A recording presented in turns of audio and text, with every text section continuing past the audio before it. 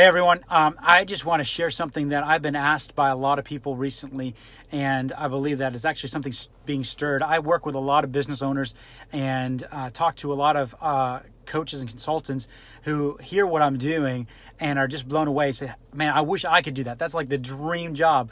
And it's the dream job if that's what God's calling you to do. But for me, it's been very significant because it has been a very distinguishing factor from what other people are doing. And that is bridging the gap between the practical and the spiritual. And that sounds great. And we talk about it. We talk about working with God, partnering with God. We talk about what it looks like to actually involve God into our business. But how to actually do it seems to be foreign or challenging in some ways, but yeah, very simple.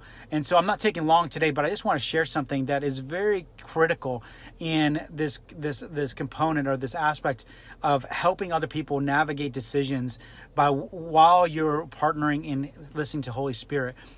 And that's the simplicity of it right there, is that so many people, when they're listening to people share things and they're being asked for advice, I find so many people turn to the logic of human reasoning or the logic of strategy, the logic of this is the natural progression of things. This is how we do things. So this is the best way to do it.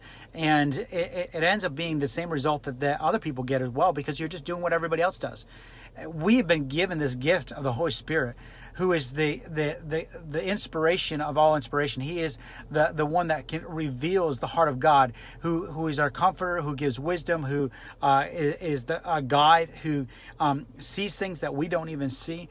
And we've been entrusted with this incredible gift and this person inside of us who leads and guides us, and we depend on him for a lot of things. So if we're praying for somebody and prophesying over them, we're depending to hear upon the Holy Spirit about that person, that individual.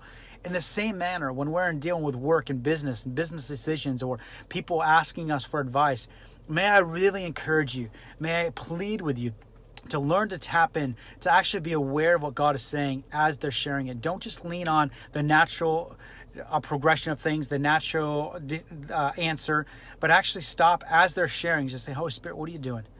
What are you saying? Because I say this all the time, there's like 1,000 marketing strategies out there, but it's learning how to hear the voice of God, what he's highlighting for you.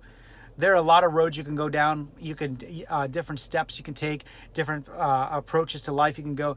But we're all trying to go after this place of learning to walk with God. God, where are you leading me? What are you calling me to do? In the same way, it's so simple yet so challenging at times, because we forget, because we're so caught up in this routine of just go, go, go, go. We don't pull back and actually just ask Holy Spirit. So not only for your own decisions, may I encourage you, before you try to figure it out and try to make the decisions, the right decisions, and should we move this direction? Should we move that direction? Should we purchase this?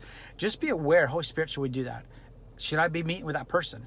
And I'm not trying to go super spiritual and be weird on you. I'm just encouraging that there's an invitation to experience this walk with God and experience this blessing in ways we haven't usually seen, because we're just doing things on our own. Yes, God is with me. Yes, God leads me, but there's an invitation for him to speak to us and lead us in areas that we normally wouldn't get access to, because we're so busy looking at the natural or looking at what everybody else is doing.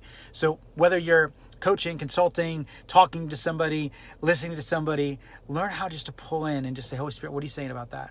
I've been in so many meetings where I have no business being in those meetings. I don't know what they're talking about, but I've learned just to be aware. Holy Spirit, what are you saying? What are you doing right now?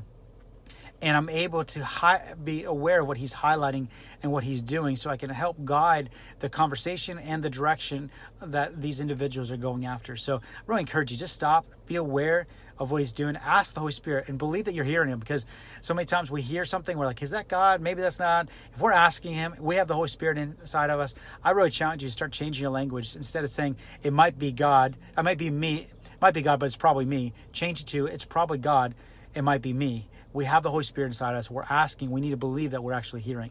So I just want to encourage you today. That is going to be a distinguishing factor from walking with God versus doing things on your own. Bless you.